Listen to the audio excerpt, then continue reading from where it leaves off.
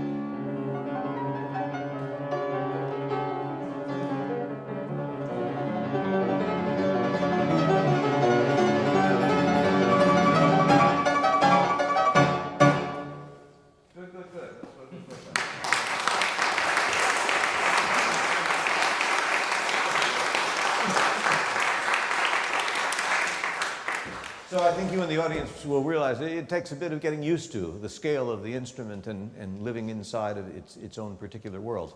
Many, many things to admire here, David, in what you're doing. I of course, am delighted when I hear the embellishments that you bring to things. They're all to the good, and bravo for that. And I like some of the character things that you're doing very much too, because it's wonderful when there is a discourse that really is an act of storytelling. So my reaction is to encourage you to do more, and at times to be a bit more outrageous than you already are. But you know, the opening is a classic case of how Beethoven deliberately chooses to box himself into a corner because it's entertaining. You know, he looks like he's having trouble. And the interesting thing is he knows that the audience will be more intimidated than he is, because he knows that he's going to find the way out, but they don't. I feel that your sforzandi at times are more in the standard traditional explosive execution rather than something a bit intense and a bit more expressive. So I would suggest that you consider that. My feeling about the first SF that happens in the fourth bar of the piece is that it is sort of saying, ha! Hey! Anyone listening? Huh? But the seems to me tame, you know, because it's very unusual to start a piece like this and within about 6 seconds he's hit a stoplight. You know, what's the answer to that going to be? So it takes him 4 bars to get up to the question of that A octave. And then he starts to go downwards instead of going upwards. And he gets to the end of the 4th bar, and he hasn't succeeded in ending the phrase.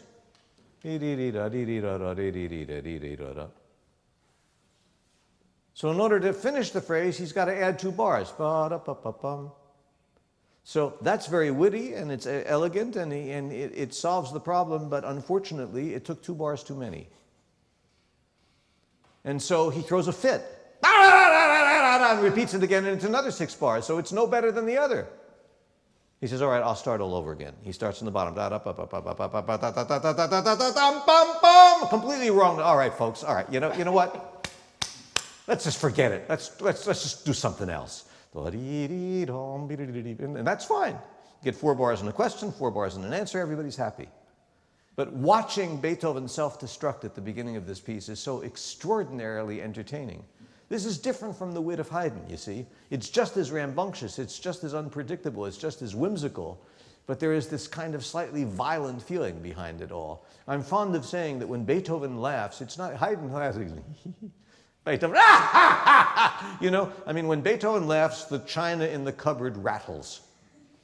And so that's what needs to happen here, you see, that there is a sense of twinkle in the eye, and yet things start to come unstuck. Huh?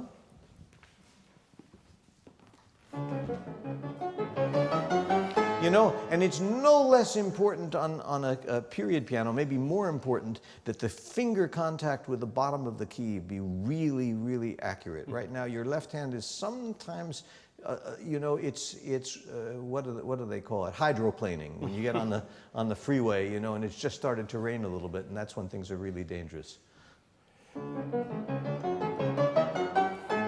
Yeah, that's not as explosive enough for me. You know, it's got to be funny. You know, you come out of absolutely nowhere, right? I mean, a typical piano sonata, boom, it starts with a sound bite. And this one's, you know, there you are in motion from the outset. Yeah.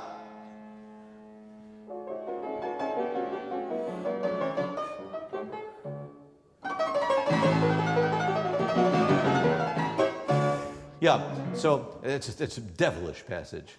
And when you get to the end, it's a wrist rotation issue because of the 6th going down to the 2nd, you know? So just use your elbow and your wrist a little bit to turn it to the corner so that you see that you don't get stuck by being in an unfavorable position.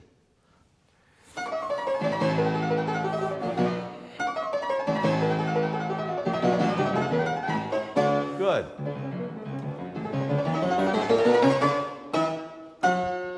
Holy Holy cow. Good. And you see, I feel that with all of the sparkle and the irreverence of the beginning of this piece, suddenly you have something which is lyrical. And therefore, I would advocate raising the dampers.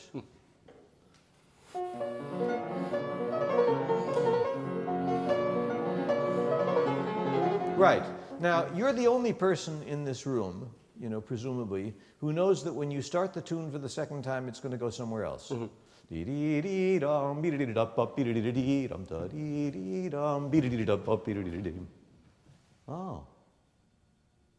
start to think, F sharp minor. That's not right, is it? This is a sonata in D major. What's he doing in F sharp minor? This is not, you know, it sounds fine, but it's in the wrong place. Just wait a few minutes and see what happens. But you see, so really understanding that when you start the phrase a second time, you know that your intention is to change its destiny. The audience may just think that it's symmetry, but it's not.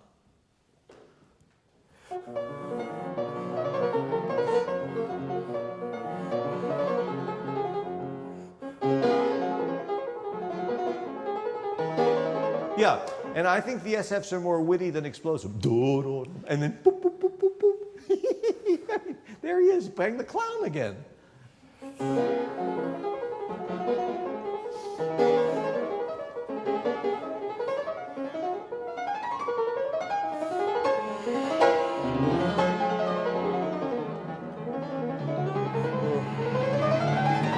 Good.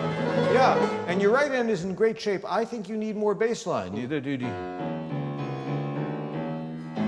You know, give it a bit more support. I mean, this is the wonderful thing about playing parallel strung pianos, of which the Steinway is not one. The Steinways are overstrung. The Americans invented that in the middle of the 19th century. Made the piano more powerful than ever. They went to Frankfurt and beat the pants off all of the European piano manufacturers because the Chickerings and the Steinways were the loudest thing everyone had ever heard. And for the big concert halls, it was fabulous. But it meant that you could no longer play both hands at equal strength. Most people don't even realize this, but when they play the piano, they have been taught from the time of infancy by their teachers to bring out the melody and suppress the left hand. And if you play a Bach two-part invention like that, it's a 1.5-part invention. You see? And so in this particular case, he can afford to really gun the left hand, and it will not pose any danger whatsoever to the right hand, whereas if we were to do that on one of these Leviathans, you would say that the left hand is way, way too strong. Yeah?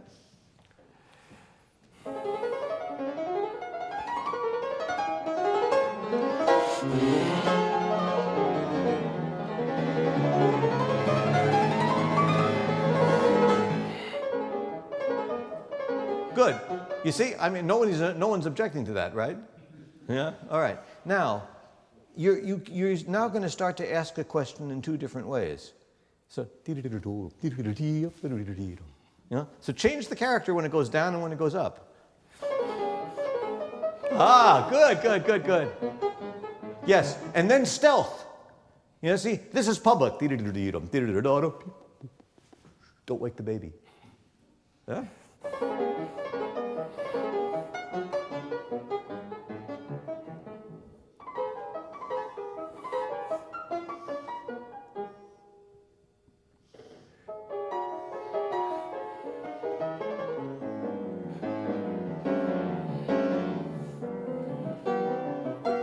Good. This is all excellent. Very, very good. I mean, the sense of being lost a little bit, you know, disoriented. And then the light bulb goes on. You say, oh, I know what it is. You know, as if you were having a memory lapse. Now, once you get to these sforzandos, the real question is, which voice deserves the most to be brought out? You know? I think the one that doesn't deserve to be brought out the most are the long sustained pedal tones, because they will claim their place in the sun without any help from us. But whether it's, for instance, the B, C, D, E, or the F, E, D, C, whether it alternates between those two, or whether you favor one of those over the other, and as this goes on later in the piece, the same decision remains to be made. So at the moment, I'm not aware of a choice from you. But I'm absolutely confident in your ability to communicate a choice. Why don't you make a choice now, starting from here? And I mean, you know, there's not so many people hearing that are going to realize, hey, wait a minute, isn't that the tune we heard at the beginning of the piece? You see, if you are one of these people who believes in free will and who believes in coincidences, let me tell you about the music of one composer that you better not play. His name is Ludwig van Beethoven, because Beethoven does not believe in coincidences, and he does not believe in free will. He believes in fate and destiny. That's what he believes in. And when you see something that happens on page 7, and you don't know why it's there, it's because you didn't hear it when he played it on page 2. You kind of, like Cassandra, he tried to warn us. You know, it's a big, big thing. Brahms is another guy like that. Brahms is a guy who doesn't believe in coincidences. So that places a very strong responsibility upon us to see these things that seem to be at the margins and therefore are easily overlooked, which turn the entire destiny of the piece in a particular direction. And you can go and play a Beethoven sonata 85 times and get to the age of 60 and suddenly say, oh my God, I never saw that. Oh no, I've played it in public 60 times. Were the members of the audience who knew it aware of the fact that I didn't? Could keep you up at night, you know, really could. All right. Give us an example, David. Show us how it's done.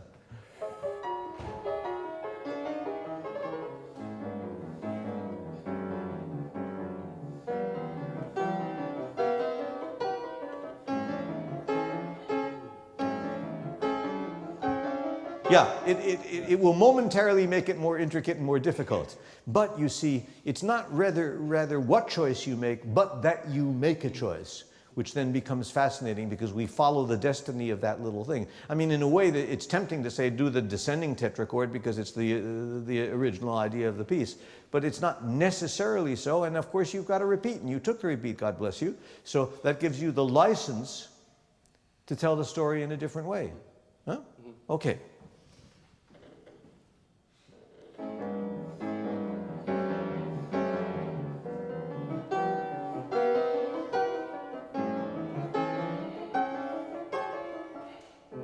You're being a little inventive. Save that for the repeat, yeah?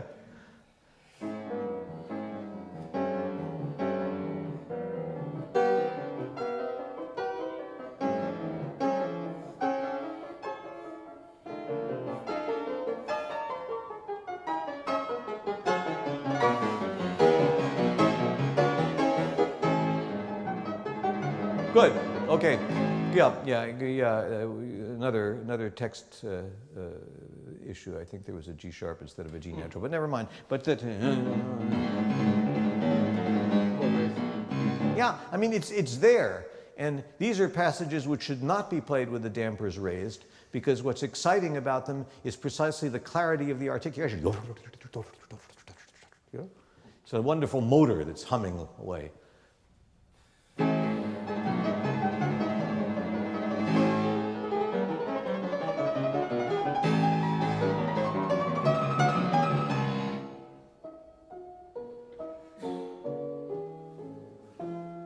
Good. Yeah, and you can prepare the low A, because that's the place that you've been aiming for since the very beginning of the piece, and God bless you, you made it, unscathed.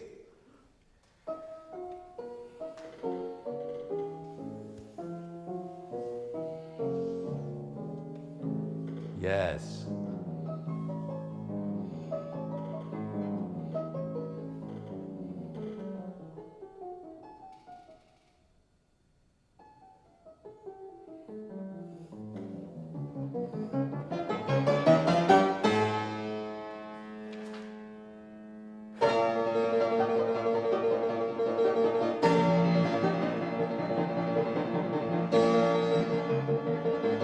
Yeah, I would love it if there were a little bit more left hand. I'm sorry to sound like a broken record. Because you see, the fermata on the A at the beginning of the piece has a certain sense of humor and audacity. Mm-hmm. Suddenly, when it's in D minor, it's a mortal danger. And what is Beethoven going to do? He does not accept the fact of D minor, because D minor absolutely slashes the canvas and destroys the whole aesthetic of the piece, which is in D major. So what he does is he reaches for the emergency brake and chooses B flat major. Wonderful. What a great move. It's like really catching the ball with a flipper on the pinball machine, you know? But then stuff starts to happen and things start to get very, very dangerous. I mean, exuberant, you know, you can just tell how excited he is to be writing this music, riding on the crest of his own wave, right? Until you get back to D at the end. I mean, it's one of the great, great developments of early Beethoven sonatas, and it's enthralling, yeah?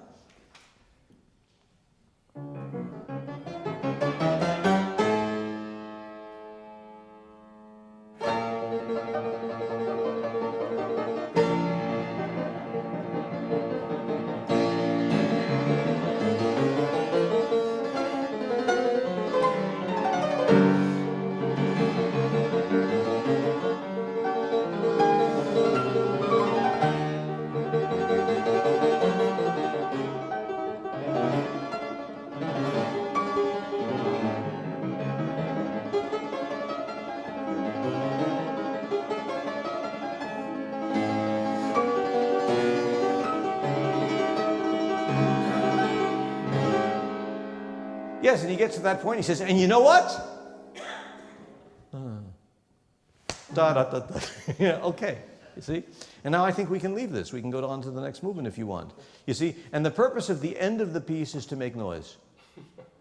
You know, most of the time music is music, but sometimes music is noise. Haydn knows this, Beethoven knows this. Mozart doesn't, he's not a big fan of noise, but ha!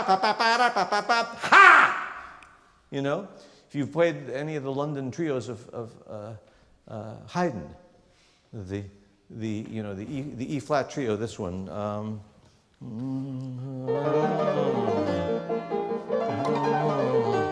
and he gets to the end,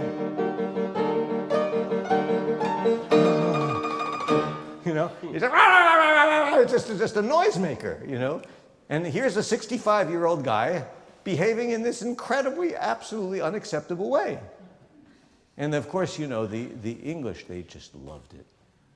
Because the English are really, you know, so well behaved, they're so polite and so on. And Haydn performs the first symphony in London. He's going to perform the 93rd Symphony in D major, and then there's a second movement in G major. And you get towards the end, and the winds are kind of a little confused, and it's sort of, you know, losing focus, and we don't know what's going to happen. And suddenly the two bassoons, as loud as possible, go, "Brrr!"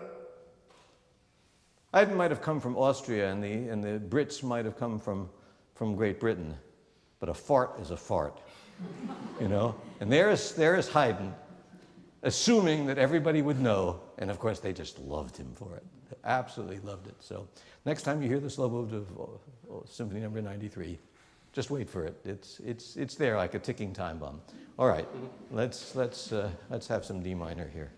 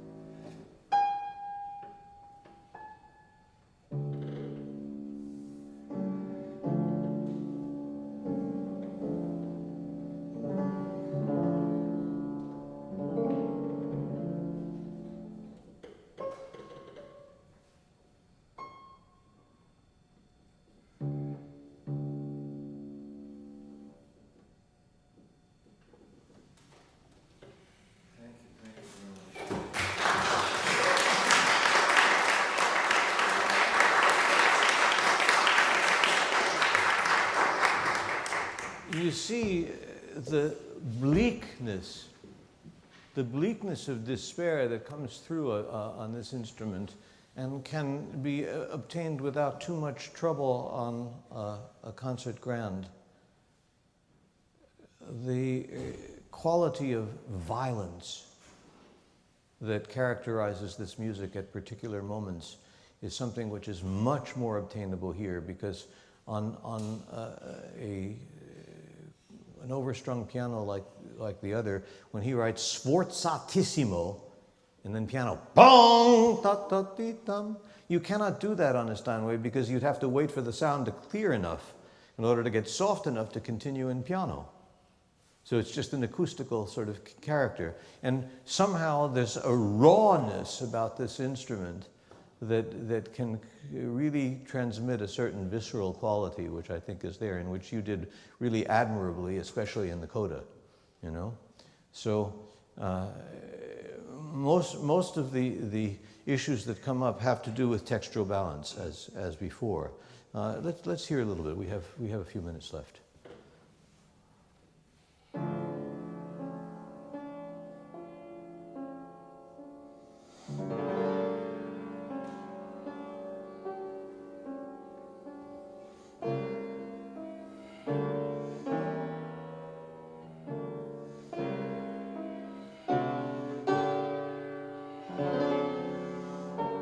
And you see what he's doing at the beginning of this movement is he's sustaining the pedal all the way through. It would be unacceptably blurry to do that on the Steinway. But it's extremely uncannily atmospheric on this instrument. And so it gives him some tools that he is exploiting very, very effectively. Yeah? To see the way this music unfolds more like a fantasia than a sonata movement, you know, that the D minor chord goes to the G minor 6/4 chord, yes, then you go to the dominant and you watch the right hand explore going downwards and going upwards. And it arrives at the G minor chord at the beginning of the second line, and it's as if he is already so overwrought by these tragic thoughts that obsess him that the piece threatens to unwind at that moment. And all he can do is play the B flat 5 more times and search for some way to connect with his fate. And to hear the motive of the first 2 bars then played on the second line as it is over a diminished 7th chord. Sorry for all of the technical stuff. And then going up a semitone to another diminished 7th chord and reaching the point where the veins on your forehead are standing out, so deep is your anguish, and then the collapse on the final bar of that line of saying, what's the use? I mean, this is so palpable and so brilliantly written for this instrument. Do it again, if you would, David.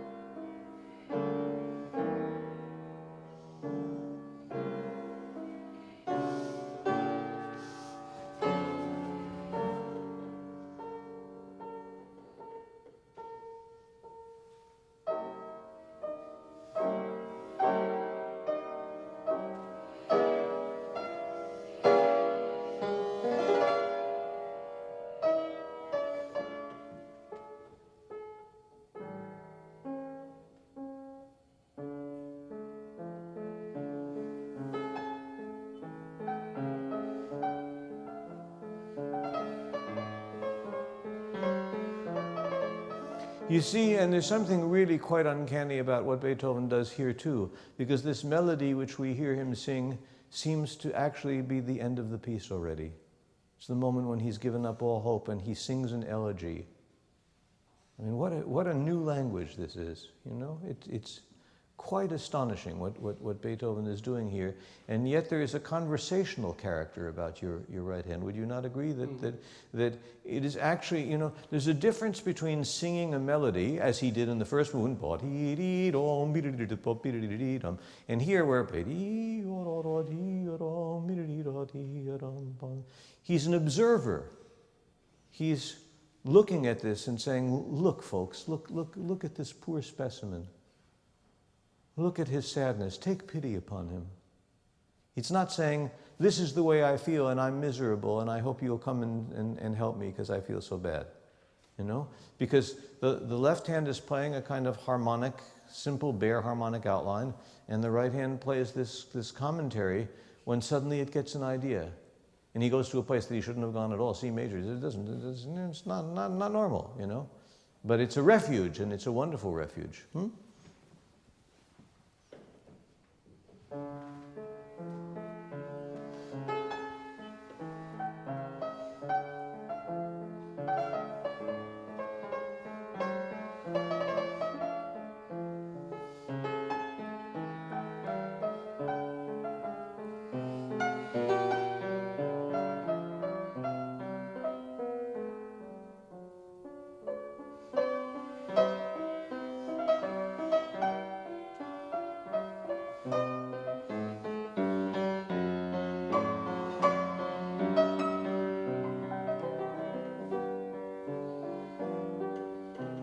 And I must say, you play it very, very eloquently, and I have no reproaches to give you, although I wonder whether you might consider playing with a little bit more rubato.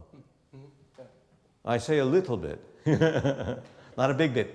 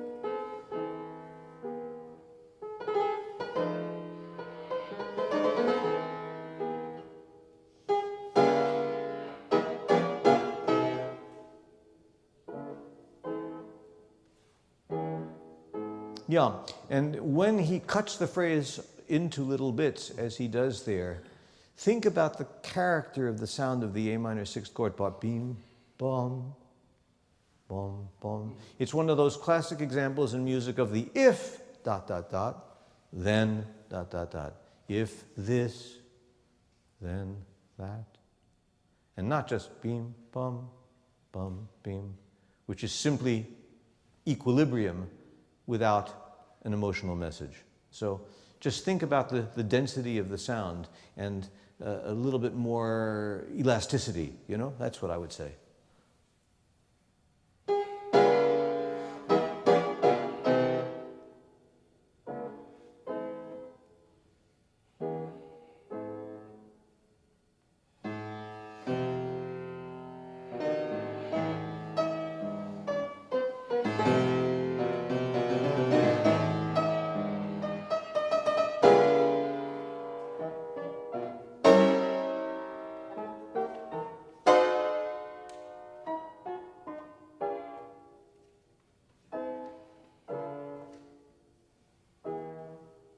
Yes, and that's the passage I referred to before, where he can play these violent, desperate accents, and the sound will dissipate in time for the gesture to be able to continue. You know, it's the same thing at the beginning of the Pathetique Sonata. You know, bing, da-dum, ba-dum, ba, da-dum, ba-dum, which is a very, very different kind of impression. And then, of course, comes here another commentary. You know, if you look at this whole piece, you realize how in general devoid it is of melody. That's not his point here. There is this mournfulness, this sense of being really walled into a fate that is, in the context of the good spirits of the first movement, completely incomprehensible. How did we get here from there? And when you finish it and then the scherzo comes, the sun shines as if nothing had happened. But I can assure you that if you get a performance which is as powerful as the one that David has given us here, I can assure you that the thing that you're going to wake up at 2:30 in the morning thinking about is this movement, not all of the jokes, you see. And this, ladies and gentlemen, is our responsibility as artists living in a time, as I often want to say, when it's, for classical music, 2 minutes to 12. If this heritage is to be saved, we have to answer those who say, what profits the world to play the music of dead white men?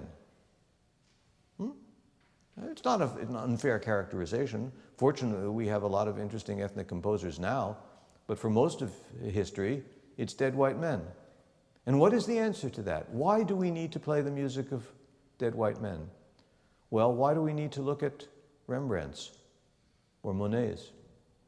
Why do we need to hear Shakespeare or read Lord Tennyson? We need to do it because it's about us. It's not about anybody else. It never was. These are the people who warn us that if we do not take heed, our lives, as Shakespeare said, will be vended in shallows and in miseries. So our job is indeed to keep people up at night, to disturb their sleep, to have them suddenly shudder and come awake and think about a shattering moment in this Beethoven sonata, or a moment of exaltation in the Mendelssohn trio that we heard earlier, and say, our lives are changed now. Nothing less will do. Thank you, David. Thank you so much. Bravo. Bravo. You played this piece really well. Really well. I'm so glad things worked out this way.